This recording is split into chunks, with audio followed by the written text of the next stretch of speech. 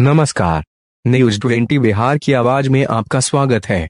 हम हाजिर हैं आपके सामने अभी तक की कुछ प्रमुख खबरों के साथ। बड़ी खबर बिहार के समस्तीपुर से आ रही है, जहां वारिसनगर विधानसभा क्षेत्र में बुधवार 4 नवंबर 2020 को महागठबंधन प्रत्याशी फूलबाबू सिंह कुशवाहा के समर्थन में एक जनसभा का आयोजन किया गया, जिसकी अध्यक्षता सीपीआई के राज्य सचिव रामचंद्र कुशवाहा तथा संचालन राजद के प्रखंड अध्यक्ष तेज नारायण पासवान ने किया। मुख्य वक्ताओं में राजद के राष्ट्रीय महासचिव सह पूर्व मंत्री विधायक आलोक मेहता ने कहा कि बिहार की जनता नेताओं से ज्यादा सक्रिय हो चुकी है। आज सरकारी पराश्रय के कारण कालाबाजारी का धंधा फल फूल रहा है, जिसके कारण जनता महंगाई की मार झेलने को विवश है, जिससे आज बिहार की प्रबुद्ध जनता ने बदलाव के लिए 2 चरणों में महागठबंधन के पक्ष में भारी मत दे चुकी है, जिसके कारण राज्य सरकार की बौखलाहट उनकी सभाओं में प्रायः देखने को मिल रही है। एनडीए के नेता नौकरी की कोई बात नहीं करते हैं, उद्योग धंधे की भी कोई बात नहीं करते हैं। सीपीआई के पोलित ब्यूरो सचिव कामरेड कविता कृष्णन ने अपने संबोधन में कहा कि मौजूदा सरकार देश में एक धर्म, एक तरह का भोजन और एक रंग के कपड़ा के लिए 6 वर्षों से प्रयासरत है। संविधान के साथ छेड़छाड़ करने की फिराक में भी है। वहीं समान कार्य के बदले समान वेतन पर कुछ नहीं बोल रही है। गरीबों के उत्थान के लिए कोई उपाय नहीं कर रही। युवाओं के लिए सरकारी नौकरी पर कुछ नहीं बोलती। 15 वर्षों से जंगलराज का भय दिखाकर तथा जनता को झांसा दे देकर सरकार चला रही है। इसलिए वारिसनगर में बदलाव जरूरी है, चूंकि एक तरफा रोटी सेंकने पर रोटी भी जल जाती है। सीपीआई-एम-एल के राष्ट्रीय महासचिव दीपंकर भट्टाचार्य ने देश की मौजूदा घटनाक्रम पर चर्चा करते हुए कहा कि आजादी के बाद से आज तक जितनी भी केंद्र में सरकारें बनी है, किसी ने भी बलात्कारियों को बचाने का काम नहीं किया है। वहीं बिहार के मुजफ्फरपुर बालिका गृह कांड मामले में किसी को सजा तक नहीं हुई है। देश में बलात्कारी एक बहुत बड़ी समस्या है। एनडीए के नेता किस मुंह से बिहार में जंगलराज की बात करते हैं, जबकि पूरे देश को ही जंगलराज में तब्दील कर दिया गया है। बिहार में भाजपा ने नीतीश जी को पोस्टर से गायब कर दिया। वहीं बिहार की प्रबुद्ध जनता ने सब चाल को समझकर 2 चरणों की मतदान में एनडीए को ही गायब कर दिया।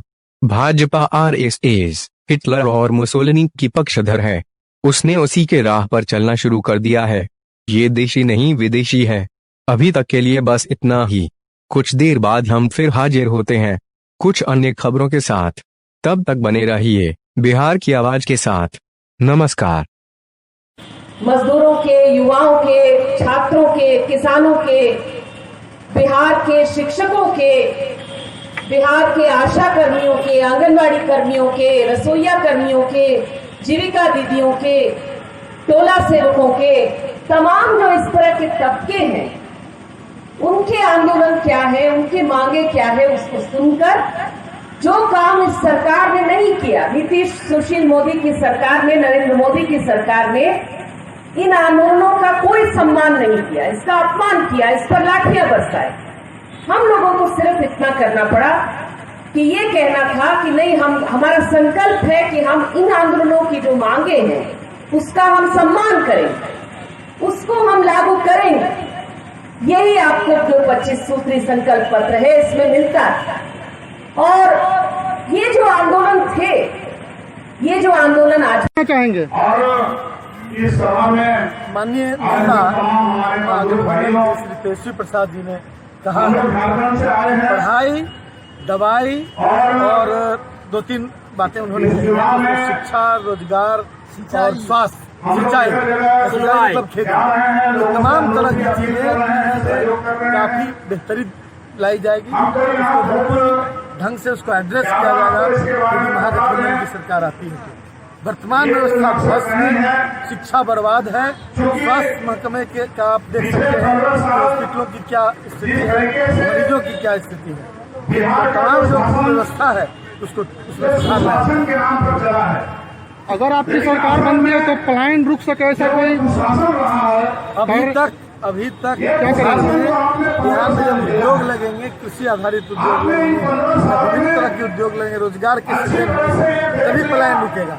हमारी प्रतिबद्धता है कि रोजगार के अवसर बढ़ाए जाएं और उसके लिए हम निश्चित रूप से प्रयास करेंगे। और बिहार को ही ऐसा बनाएंगे कि दूसरे राज्यों के लोग आकर बिहार में काम करें।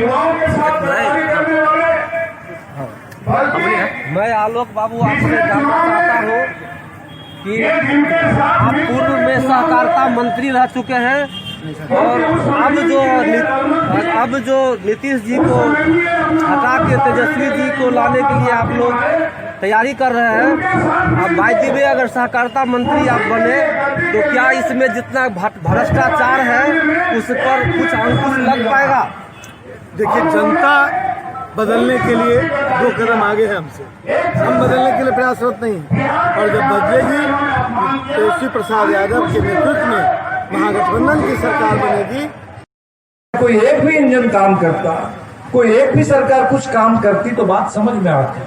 ना बिहार की सरकार किसी काम में आई, ना केंद्र की सरकार किसी काम में आई।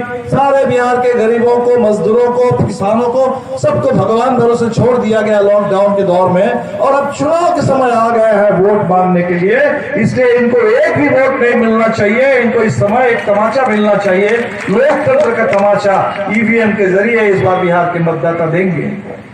आप देख लीजिए, मोदी जी अभी चुनाव में आके कह रहे हैं कि कोरोना बिहार के सामने सबसे बड़ा मुद्दा है, बड़ा खतरा है। डरा रहे हैं लोगों को कि कोरोना बहुत बड़ा खतरा है। कोरोना अगर खतरा है तो इस समय बिहार में चुनाव क्यों हो रहा है? क्यों चुनाव हो रहा है? हम लोगों ने चुनाव आयोग से कहा था कि महामारी का दौर है, चुनाव को कुछ आगे बढ़ा दीजिए, लेकिन मोदी जी ने कहा, नीतीश जी ने कहा कि नहीं, बिल्कुल इसी समय चुनाव होना चाहिए। अब चुनाव में आकर के कह रहा है कि कोरोना बहुत बड़ा खतरा है।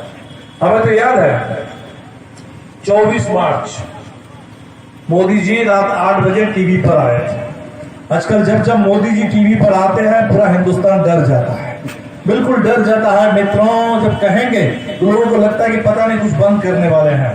कभी नोट बंद कर देते हैं, इस बार तो उन्होंने पूरे हिंदुस्तान की तालाबंदी कर दी। रेलवे बंद, बस बंद, बाजार बंद, सब बंद। तो उन्होंने उस समय क्या कहा? उन्होंने कहा कि महाभारत की लड़ाई 18 दिन में जीती गए थे और कोरोना के खिलाफ जंग हम 21 दिन में जीत लेंगे।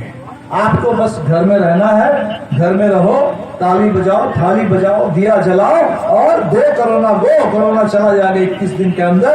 ये फॉर्मूला दिया था मोदी जी ने। अब वो मार्च महीने की बात है।